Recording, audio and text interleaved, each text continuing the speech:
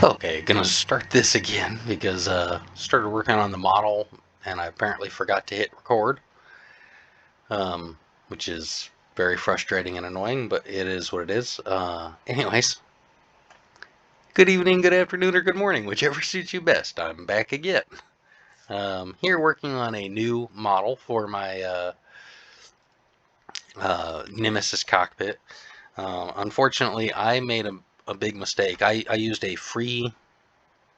um, a free commons licensed model as the basis for my Nemesis model, and that free model was originally made by hold on, I've got to try and I think it was BazBR123 on Thingiverse. And the specific model that I used was actually released by a Sputnik, gosh, something or other. I can't remember off the top of my head. Also on Thingiverse, but it was a slice of the original BazBR123 model. Now, the way I read the Creative Commons license on it was that the model and its derivatives must be, like, any derivatives made from it had to be, freely distributable open source, which, you know, that's no big deal, but that's just the way I read it. Apparently, the way the Creative Commons license actually works is any works that include, in part or in whole, derivative work from that model have to be fully made open source. And the problem with that is that my mod, I can't make fully open source because I don't own all of the assets that are contained within. There's quite a few vanilla assets that are still in use in my mod that I don't have any legal rights to allow for redistribution. So I can't just say, yep, go ahead and use all the models in this mod. Like the models that I make, I don't really care that much about, but I still have to respect, all of the artists involved. And so it was just me misunderstanding the license. And now that I understand it, my bad. So I've got my mod hidden currently, and I am working on making a brand new custom model fully by me to replace it for the main Matilija Aerospace. Now I will re-release a mod with that derivative that I made from the BazBear model, and that whole mod will be open source, free to use, free to do whatever with. That way that model will still be out there for anybody that wants to use it. This is 100% on me. I made a mistake. I'm going to make it right. So anyways, I had started work on this mod. I had actually started work on this video, or at least I thought I had. Apparently I forgot to hit record. So you've got me, about 20 minutes into making this model here, trying to figure out the shape and the size, but no big deal. We're going to go ahead and show you here. I'll go over some basics for Blender for any of you that have never used it. So when you first start a new general mod, you'll have a little cube in here. In fact, we'll just go ahead and we'll add one here just so you can see what it looks like. And it will be right there centered on the XY axis. So this red line is your x-axis, and this green line is your y-axis. And the way that you can tell when you first start it up that that's how it works is this camera here. So that little icon there is a camera. This little icon is a light source. You can actually see them over here on the right. Anytime you start a new general mod, there will always be a camera and a light included. The camera will always be starboard side towards the aft, facing forward towards your started model. And this, by default, there will always be a cube there. You don't have to use the cube if you don't want. You can start with whatever you want.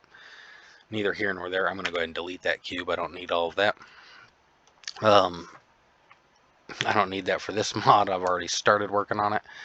But anyway, so here's the kind of basic, very, very basic shape of the model that I'm making. I was just actually getting ready to make a windscreen here. Before I do that, I'm going to select all. and I'm going to go to mesh. I'm going to hit symmetricize just to make sure that both halves are equal. And going back to the whole camera being to the starboard aft. So any change that you make to a model on the port side of this line, if you select all and hit symmetricize, it will take whatever you did here on the port side and mirror it here on the starboard side. It's always port to starboard. So if you make the changes on your starboard side and you mirror, it'll effectively undo your changes on the starboard side. So that just so you're aware.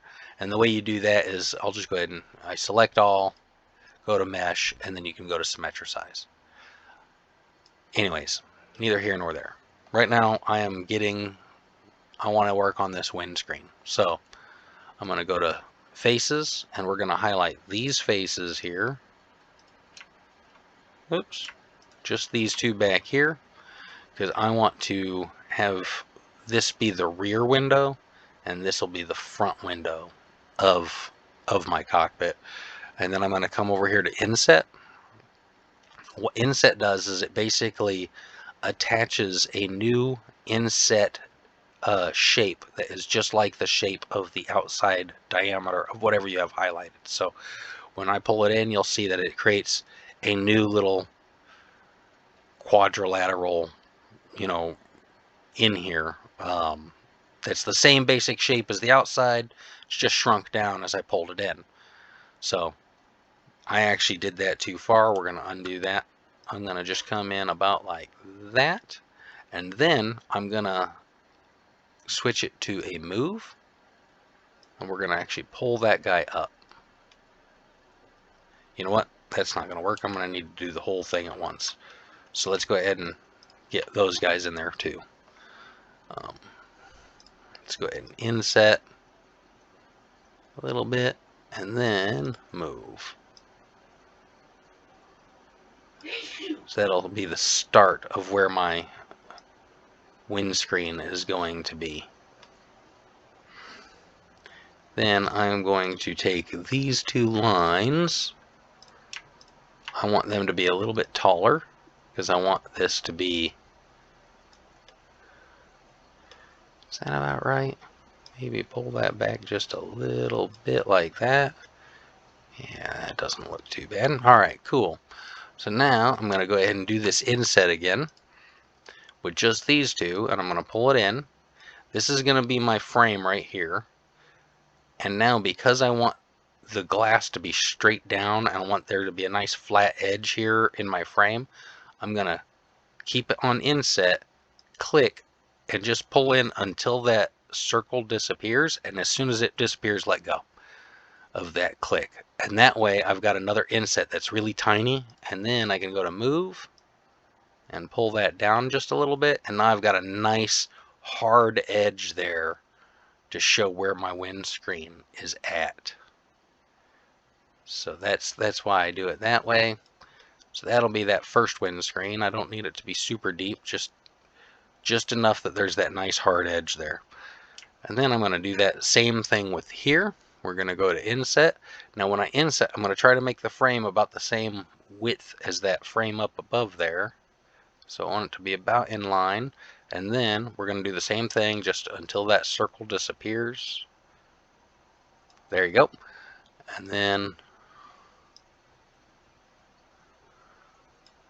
there you go. I've got that nice hard edge there. So now we've got our top and our bottom frames. Now I know that there should be like a little plate that comes in here a little bit.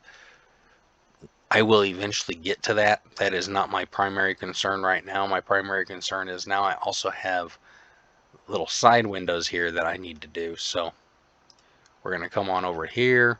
Actually, no, we're going to start on the port side. That way I can mirror it.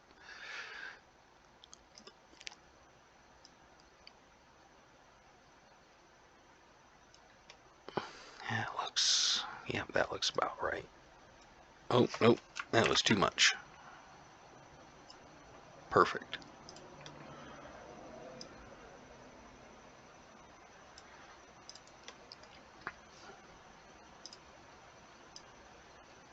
Sorry that I'm not talking a lot. I just want to try and get some of this work done.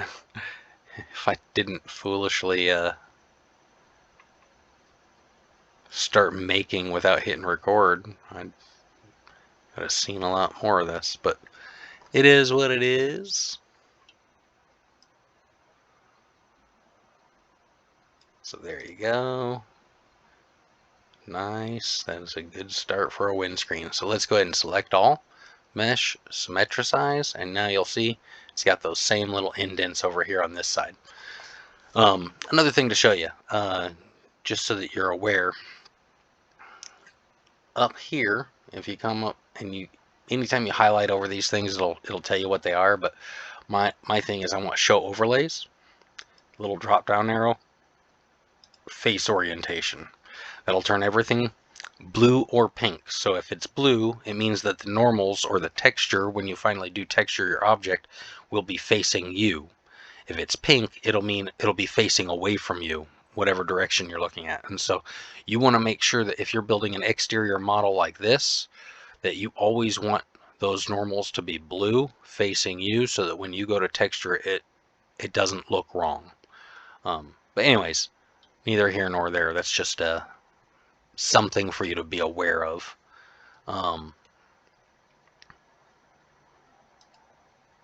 But yep, now let's go ahead and get back to working on the model. I can't believe I forgot to hit record.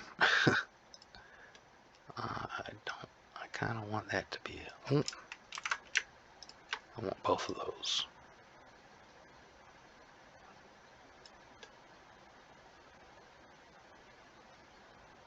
Yeah, okay. Then don't worry, we will eventually shape this front here too. There's a lot of shaping that still needs done on the model. That's not really here nor there though, because it's going to take me a while to fully make this model. I'll probably have to sit down and do 4 or 5 sessions of working on it, because I can only work on things for so long before it's just I have to stop and take breaks. I know there's some people out there that can, they can do a full artistic project in 5 minutes and be done with. I wish I had that ability. I'm not that good. But we will get there eventually. Actually, here we go. Sorry, I got to take a look at something here.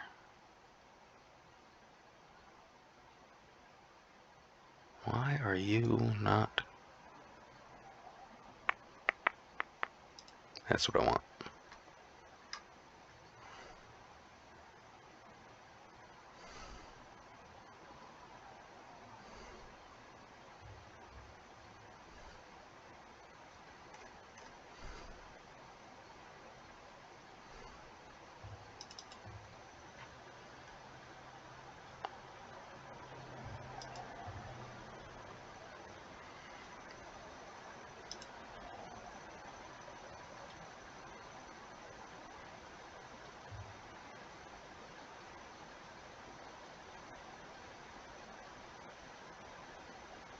Okay.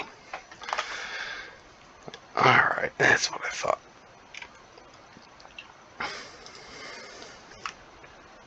So, another cool tool in here. Sorry for that delay. I had to take a glance at something. Constantly getting messages here, so. Another cool tool though is if you highlight something, and let's say that I need this to have like an extra line in here, or vertex in here for me to be able to manipulate the shape with. One thing that you can do, you can right click, you can subdivide, and that'll just multiply it. It'll try to evenly divide everything. So if I did that, instead of this being 1 square here, it would be 4, or square, cube, or rectangle. Instead of it being 1 rectangle, it'd be 4 rectangles. I could do that. That's not what I want. I just want an extra straight line up and down in here for me to be able to work with. In fact, I actually only need to add on this one. So I'm going to go ahead and just highlight that and go to mesh and I'm going to go to bisect. Now I want it to be roughly in line with this, and I want it to look like it's basically straight down, and I'm just going to eyeball, try and parallelize it, or parallel it to that line on the right. So that looks about right. It's not quite right, but that's okay. So what I'm going to do is I'm going to grab just that point, shift it over just a little bit so that this is kind of square, but that will give me an extra point that now when I pull this out, I'm going to go ahead and select all just to show you why I did that and why I only did it on the one side. Symmetricize adds that line over here. So now I can grab both of these and pull them forward some. And this will start to bring more of that shape in that I want at the end of my model. The other thing that you can do, like I can see that it's going to look a little weird here. That's because there's not a hard connection straight across. It's only over to here, but that's okay. What I can do is I can go to the select mode of just vertices. I'm going to select just that vertex, and then I'm going to hold the shift key and select that vertex. I want those two vertices connected, so I'm going to go to vertex and I'm going to say connect vertex path, and there you go. It's going to draw that line, and now when I zoom out over here, you'll see, oh, well, now there's an edge there instead of it breaking up like it does on that other side. Select all, mesh, symmetricize, there you go. Kind of smooths that out a little bit. And there's other things that you can do to smooth things out too. You can use shading. You can use, obviously you can add more complexity to your model. I try to use shading for a lot of the things that I want to do. Like for instance, when I want to make this window frame, before I finish the model, I will take this window frame and highlight every part of it. I'll hold the control key, and I'll include the window in on that connection too, because I want all of this part. Now, to be honest with you, for right now, it's not that big of a deal because I can go through and fix this. I just kind of, Control Z will back you up one step. So like if you accidentally screw up like that, no, just hit Control Z. It'll take you back. It'll undo the last thing that you did. No big deal. So I want all of this stuff in here, and like I said, I don't really have to grab it all right now. It's just more of a, I'm more just kind of showcasing how this works and why I do it. So I want very hard edges on the window frame. I want it to be very sharp at the end of the day. So I'll highlight all of that, and then I go to mesh, and I go to shading, and I say, hey, I want sharp edges. And you'll see it draws these very sharp blue lines there. And then I also want those faces to be very flat. I don't want there to be any kind of, I don't want it to be like rounded off at anywhere. I want it to be a very flat face. So I'm going to go ahead and hit that. Now if I go to object mode, you'll see, like, even though there's no actual texture applied, you can see that, hey, all of that is very sharp. I'm going to go back to edit. In fact, we're going to re-highlight that. I'm going to go ahead and purposely do the other way too here just to show you. I'm going to say, no, you know what? Actually, I want smooth edges, and I want smooth faces. You can already see that there's quite a bit that doesn't look quite right. And if I go to object mode, you'll really see, hey, that doesn't look right. That's definitely not going to work for me. So we're going to go back. I can leave it on smooth faces, or smooth edges, rather, and go to shading. I want flat faces, mesh, shading. I'm going to go to smooth edges instead. And then we're going to go back to object mode. Now it still looks all right. It's perfectly fine. And that's because all of my edges are so sharp that even with a smooth edge, it still looks sharp. I still tend to, when I want a sharp edge, I still tend to tell it to shade that area as a sharp edge. You don't have to do that if that's not what you want to do. Like I said, I've made a sharp enough edge that there's no way for it to really smooth it out anyway, so it still looks fine. But to each their own. I like to be a little bit thorough when it comes to stuff like that, because it's one of those where it's like if I make just one small change, it could take this from looking very flat and very sharp to now all of a sudden it's hard to tell where like one point of that edge begins and the next point of this glass piece begins, where it just kind of blends them in together because it's too smooth. So when I want it sharp and I want there to be a nice sharp crease in something, I highlight that and I tell it to do that. So anyways, I'm getting off topic. This is just a kind of a semi-tutorial while I work on this stuff. So, and I just want to try and make sure I give at least a lot of the basics to anybody that might want to get into it. So Blender is more intimidating in looks than it is in function. It's not that hard to use. Let's go back to edit mode. We don't really need to worry about edges or faces right now. But anyways, let's go ahead and start to get a little bit more of the shape in here. This, I think, needs to be a little bit wider.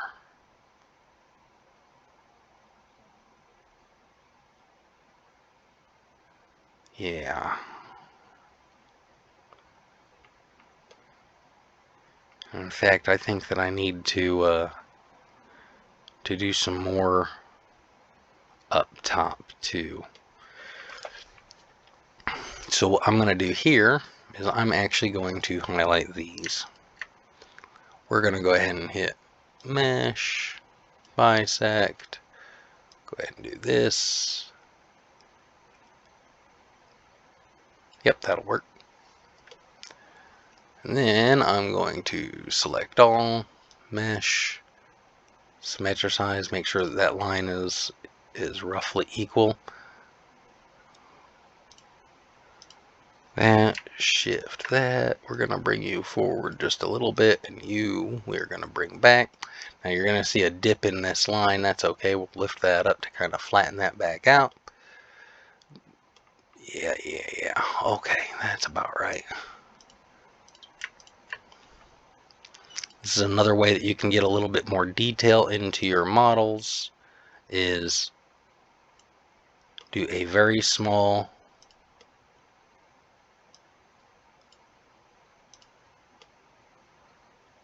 adjustment like this. I use insets a lot for stuff like this.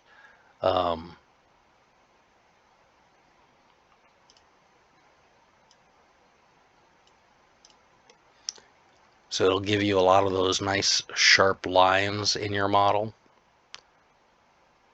when you're done. And like I said, I will go over all of that stuff at the end of it. I'll highlight it all and I'll say, hey, let's make this a sharp edge and a flat face to make sure that it really stands out at the end of the day. So those are just some tricks of making your model look. You can see it better here in object mode. So now you can see that really nice sharp crease there. Gives you an idea of how that works. It's, I do that quite a bit in my models. I can't really say that I've seen it in every model, but I'm sure there's a lot of people that have learned that trick over their time using Blender. But it's a neat, easy trick to do. Go back to edit. Let's go ahead and get this guy. We want you to have an extra line in here because I want to widen that side just a little bit, because I know I'm eventually going to have a a vent shaft over here, like an air intake almost up in here, and this is going to need to be a little bit wider to accommodate that. So let's select all, mesh, symmetricize. You will see me symmetricize a lot. It's not really necessary. I could just build the entire half a model and then symmetricize. I just always symmetricize to make sure that it's looking about how I want it to look at the end of the day. The other thing that you can do, so far all you've seen me do is manipulate this one model that's out here.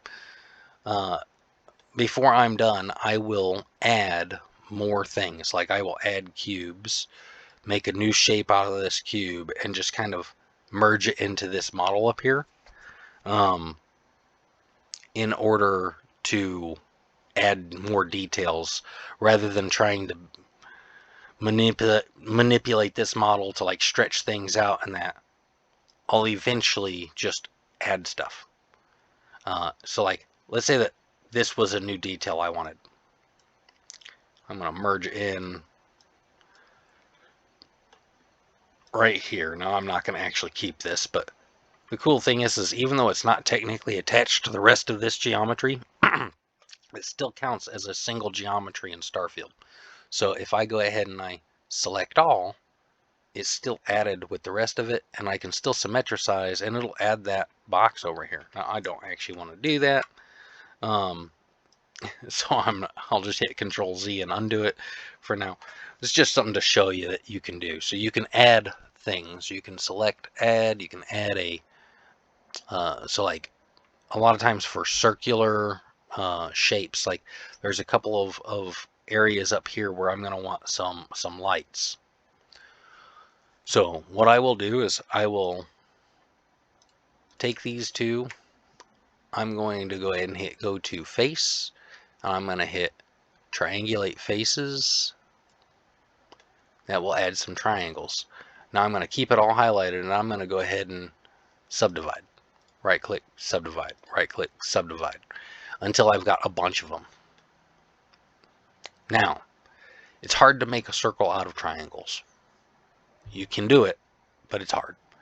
So what I'll do is, if I want a circular indent here, is I'm going to go ahead and take a roughly, actually we'll start on the port side so that we can symmetricize it later, a roughly circular shaped triangle here.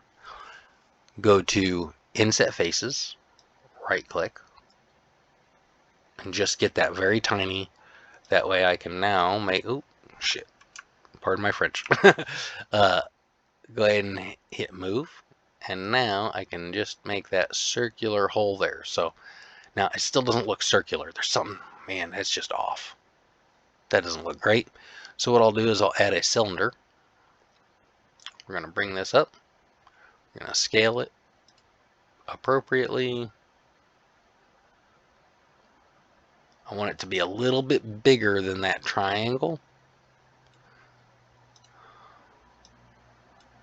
Or that triangular / semicircular hole that I made.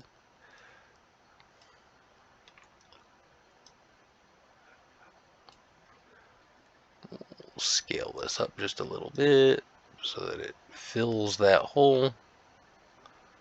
There you go. Now I want to move it up. We're going to inset it just enough so that it's merged all the way into the model. Now I'm going to take just this top face. We're going to scroll that down. Well, I don't want that. So now what I want to do is I want to actually, let's bring this whole thing back up. We're going to scale it a little bit bigger. We're going to actually scale it to be flatter. Then I'm going to go ahead and rotate it so that it's at a slight angle, so that when I put it down in here, it's going to be fairly flush. That's not quite right either. We're going to go ahead and re-rotate that just a little bit. I'll get it looking pretty close to being flush. Yeah, there you go. So now it's pretty flush. Now I'm going to actually raise it just a hair. just a hair. And this is so that when I go to do my UV mapping and texturing, there will not be any texture flickering where these overlap, because this is actually higher. But now, to really show you how this detail works and how I do it, we're gonna actually, we can just select this whole face. And first things first, we're gonna do an insert. I'm gonna bring that in a little bit, and I want to make sure that I make that a little bit smaller than that triangular circle hole that I made originally. And then we're going to do that until just that white circle disappears.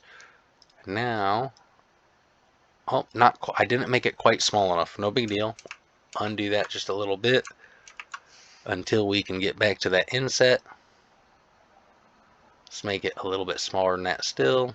There you go. That's probably about small enough. So there you go. Now I can have that little circular hole there. But this still doesn't look quite right, because this is going to be a fairly sharp edge up above that. No big deal. We can fix that too. I'm just going to go ahead and, oh, there. That's what I want.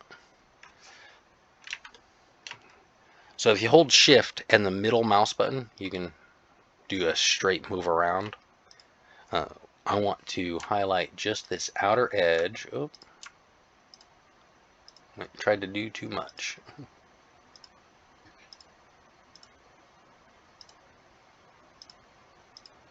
And then I'm going to come down here to bevel. Oh, bevel. We're going to actually do this, which will bevel that edge, and I want to bevel it until it looks like it's merging in on all the sides. There you go. Perfect. So now it will look like just a single piece, like it's all belongs. So we're going to select all, mesh. Oh, actually, you know what? Before we do that, let's do this and delete that stupid thing. Select all, mesh, symmetricize. Oops. Still ended up with stuff over here. How are you not selecting both of those faces? I don't know. That's weird. Anyways, so now we've got those circular indents, and you're like, wow, that still doesn't look quite right. Select all. This is starting to look a little too complicated up here, so first of all, I'm going to hit X, and I'm going to hit limited dissolve. That'll get rid of a lot of that complication. And then, if I go to object mode, you'll see what that actually looks like. That's not too shabby. That's looking about right. I will have those two spots for the lights up there. We're starting to get there, you know. Obviously, there's still more work to be done, but we're starting to at least make shape.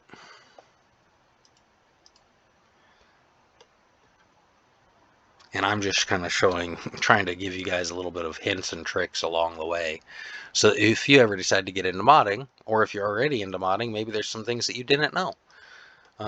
And maybe you did. Maybe you'll have better ideas, like more knowledge than I do, and you'll be able to tell me where I'm making mistakes or where I could do better. Which I'm always welcome to advice. So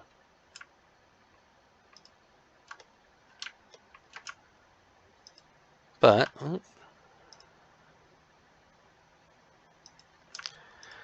probably do a couple more minutes here on this video, and then I will move on. Well, I have a couple of things to take care of here, but I will do another video probably tomorrow morning or maybe later tonight. Haven't decided yet. Showing, you know, more of the process here. But I just kind of wanted to give you an idea of how I start my models, how I work on them. But we're starting to take shape. We're starting to get there. In fact, we can probably compare and contrast and get an idea of how close I'm getting if I'm way off. I think I still have, in fact, I know I do. Let's import. I think I still have an FBX of my old Pelican model. That's it, I'm pretty sure. So there it is. Oh, apparently I made my old Pelican model backwards. Oh well, doesn't matter. So that kind of gives you an idea of, oh yeah, I got the scaling about right. That's good. My new one might be a little too tall. We can go ahead and we'll go to rotate. Let's rotate this about 180 degrees. Move.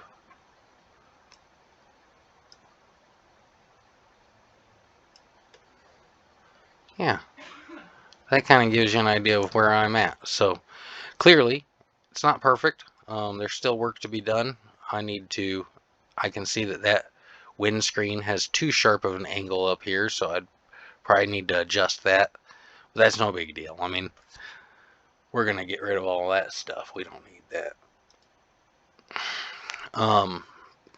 We aren't using that for this model. This model is going to be an all-new model. We are not going to use that as a reference for anything other than just kind of comparing and contrasting at the end of it. I just wanted to show you how I could do that to get an idea of, well, did I come close? Did I make something that I think will be a reasonable facsimile? But neither here nor there for tonight, or for right this moment anyway. I'm done. I'm gonna go ahead and take a break, but we'll come back to working on this at a later time. Anyways, I hope all of you are having a wonderful night and you have a great one. Until the next time. Bye for now.